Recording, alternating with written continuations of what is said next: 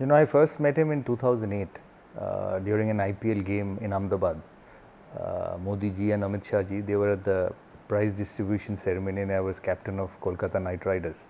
And we were playing in Ahmedabad, and I had lost that game to Rajasthan, I remember. And he was at the dais giving the prize, and I was captain, and I went up to him and shook hands and took the losing captain's prize. But then met him after that, spent time with him, and 2008, which is a long time ago, and had a small interaction, asking about cricket. Then he said, "Ki, don't worry, you've lost, but you'll have a good team." That's when I met him first in 2008. The interaction didn't go too far because it was in the middle of the game, and he was also about to leave because he had been in the game right throughout, and he was Chief Minister of Gujarat and President of Gujarat Cricket Association. That was my first meeting, and yes, and didn't meet him after that because obviously he was Chief Minister and busy and traveling and so much time in running the state. But my meeting next in 2011 was something which I will remember. Hadn't met him since 2008 to 2011, and in 2011 I just retired and was in Ahmedabad during an India-England test match. India lost that test match in Ahmedabad, and he was the chief minister. I contacted him 2 or 3 days ago and requested for an appointment because we wanted to do something in Ahmedabad, because Ahmedabad then and even now had the reputation of being very business friendly. And I remember going to Ahmedabad and giving him a call. He responded straight away, and I said I wanted to meet because I wanted to do something. He said, he was campaigning. I think there was elections in Ahmedabad that time, and he was campaigning around the state. So he said, "Saurabhji, I am away for 3 days, but if you are there after 3 days, we'll meet up." I said, "Yeah, I'm there for 5 days of the test, and we'll meet." But to my surprise, the next morning, he was private secretary from his office was at the Motera ground. It was Motera Stadium then. Now it's Narendra Modi Stadium. He was at the ground waiting for me at 9 in the morning, and he came up to me and said, "Modi ji has sent me to you to find out what you need, and this will be done in quick time." So I told him what I wanted and what I was looking for in 2011, and said that I would love to meet him. He said, "Yes, he finishes campaign in 3 or 4 days, and then if you are in Gujarat, we'll go and meet him." India lost the test match in 3 days in Ahmedabad because the wicket was spinning and turning, and England played very well. And I remember trying to get in touch, but he wasn't back from his campaign then. So the discussion finished, and I came back. The series went on. India lost the series. Suddenly, one fine morning, I get a call from his private secretary again, and I had not tried to get in touch. It was about good 3 weeks after that. He said, "आपने तो बताया नहीं कि आगे क्या करना है," and that remained with me forever. He was the chief minister of Gujarat. He wasn't sure that he'll become prime minister someday, but what stuck to me was that call after 3 weeks, that you meet someone and you express your desire to work in that state, and then you go quiet for 3 weeks because you realize that the elections are on and everyone will be busy, so you don't want to disturb them, and you get a call in the morning and saying that, "I have not got any feedback from you. How do we take this forward?" And that remained with me forever. And during that period, I think he became chief minister of Gujarat around 2000 or maybe earlier. I don't know the exact date. And during that period, you always kept hearing that investor friendly, you go there, you get everything done. And I realized that personally in 2011 because I had never done business before that. I just finished playing, and that remained with me forever. Then he went on to become the prime minister of the country, and coincidentally, I hardly met him after he became the prime minister of the country. And sometimes when I sit back, it's almost 11 years now. It's 2025 now. I think I've met him once. I've met him once at his residence when the either the Asian Games or the Olympic. I think the Olympic medal winners were felicitated at Modi ji's residence, and they invited everyone to be a part of that occasion, and I was there. And that's the only time I met him after he's become Prime Minister of the country. So it's so surprising that I didn't get an opportunity to meet him physically, face to face. But as I said, my first interaction in 2011 will always stay with me. I met him twice on online meetings. One is 2014 and one is 2020 during COVID. The online meeting was, I was appointed ambassador to Swachh Bharat in 2014 from Bengal, and that was the first online meeting after he became Prime Minister. And the Swachh Bharat campaign had just started then, and it was very all around the country. Sachin was a part of it, I was a part of it, and it was an interaction with everyone to keep the country clean, to keep your state clean, and it was a good 10-15 minute interaction with everyone, and it was based on how the campaign should be. What does he feel about a clean India, a green India? That was basic the conversation. And then again during COVID, the athletes from all around the country, athletics, football, cricket, all forms of sport. That was the second online meeting in 2020 during COVID. It was basically about COVID. It was basically about COVID and understanding how to continue with sport during that time in 2020. I was the BCCI president then, and we had really tough times in getting sport going because international cricket was getting cancelled for a good period of 1 year.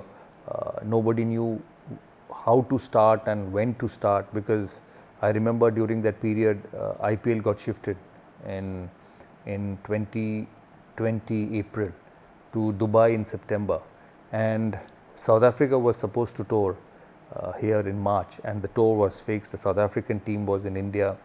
They were playing in Calcutta, they were playing in Ahmedabad, and nobody knew whether they'll be able to stay, whether they'll be able to play, whether it's empty stadium, full stadium. It was absolute chaos because nobody had faced such a situation in anybody's life. And interactions were how to keep sport going, how to be mentally fit, how to keep your health going under these conditions. Also giving the security that the government will do everything to keep people safe, because it was new to everyone. You opened up news, whether it's in UK, whether it's in America, people were dying like cannon and fodder. It was as if somebody has picked up the gun and shooting people day in, day out. That was the death percentage of COVID in England, in America, and it scared everyone. You faced a situation in your country or even here, when somebody knocked your door, you got scared. Boss, don't come. Just leave it outside the door and leave. So how it needs to be handled, what the government is doing, educating people through COVID. He had asked us, being prominent people around the country, to tell people not to be scared, because we'll do everything to get fit. I remember in 2020 when we went to Dubai to take the IPL away, the first day Chennai Super Kings landed, 19 people were down with COVID. So we thought tournament is over. It cannot go on. It will just spread like wildfire. We used to create bubbles, bio bubbles for the players to stay in. They can't go out of their rooms. Nobody can come in. Hotels were booked. So it was absolute crazy. And they were comforting meetings and how to handle it, how to look after. And the most important thing was to spread to common people what needs to be done with COVID. And that was the interaction. I met him at his home with the Olympic medal winners. What stood out for me is the personal connect, is the awareness of everything what's going on. And that's what leaders are, That's why they're leaders. They know every bit of what's happening in the country. Personally speaking to the Olympic medal winners, even telling them what they did at that event. That's how precise the meetings were. And somebody won, somebody did not win, consoling the others, spending time. It was fantastic. No, I was just listening. I was just listening, and it was basically an interaction with the Olympic winners and the medal winners, and we were a part of that celebration. So the basic interaction was with the Olympic medal winners, and me having played for so long and captain, so was a part of it. But it was the day for them, and we were a part of that success event. Knowledge, he was absolutely involved in cricket. Being president of Gujarat Cricket Association, I was told about days when he would attend the BCCI AGM on behalf of Gujarat Cricket Association. Although I wasn't a part of that. I was playing then, and I wouldn't say I had any absolute interaction about the game, because when he became Prime Minister, I had finished playing. So did not get that opportunity to be actually that close to him to discuss. Those current generation players were involved in discussions, and I still remember he was in that World Cup final in Ahmedabad, which India lost, and he was in the players' dressing room talking to players and consoling them, and because India was outstanding that tournament except the final. They hadn't dropped a game till the finals, and they lost to Australia. So you could make out from the knowledge of the game, from the way he speaks about players. He tweets about successes of players when they do well, the way they batted, the way they bowled, which went on to show that there was enormous knowledge about the game, and it's quite natural. Everyone follows cricket in India, and his interest and his personal connect with players was always special. Yeah, I still remember I was in the hospital and he called up and said, "ये क्या कर दिया आपने?" So I said, "Sir, ये तो surprise ही है, because I'm a complete teetotaler. I don't smoke. I've never smoked. I've never drunk, but it's in my genes. My father had it." And he said that anything you need, any help you need, I will do everything. But I said, it's not that serious. Luckily, it's a small thing, small blip which I've cured. And he said, "एक महीना आराम करना, उसके बाद जो करना, एक महीना आराम करना." I still remember those words, and it was really touching, and that's sort of a person he is. You don't meet the Prime Minister of your country every day. You don't speak to him every day, but you see what's happening. And for me, that morning of 2011 will always be very, very fresh, and that will define our honorable Prime Minister for me, because he wasn't Prime Minister. He was the Chief Minister of a state. I had nothing to do with Gujarat, and just the awareness, just the intensity of taking things forward will always remain with me. I don't need to say on his leadership. Hasn't lost an election ever in his life. That speaks volumes of what he has achieved, whether it's the Chief Minister of Gujarat or the Prime Minister of the country. So that's the confidence people have on him, and that what shows, that sums up everything. Year after year, under so much pressure, under so much expectation. We played cricket for the country, and we understood what expectation is, but that's a small part of the country's ecosystem. And being a Prime Minister of a country and being under so much expectation all the time to deliver speaks volumes of his leadership. Nobody has pointed a finger in the last 25 years. There's so much of calmness, simplicity in everything he does, and the way he speaks in public, so natural and with so much of experience over the years. Now you can see it. Leadership is something you cannot say in one line. You cannot say in one statement or one interview. It's something which you see over a long period of time. And I think, as I say again, that 2011 was a perfect example of, in spite of being in power, how do I lead? What impression I put on people is very, very important, and I think that will remain with me always. You can see the change. I tell people, and I say that to everyone, India is the best country in the world. I go to Europe, I go to America, my daughter is in England, she's been there for a while. This is a country of opportunity. This is a country of opportunity where he leads people who want to do things.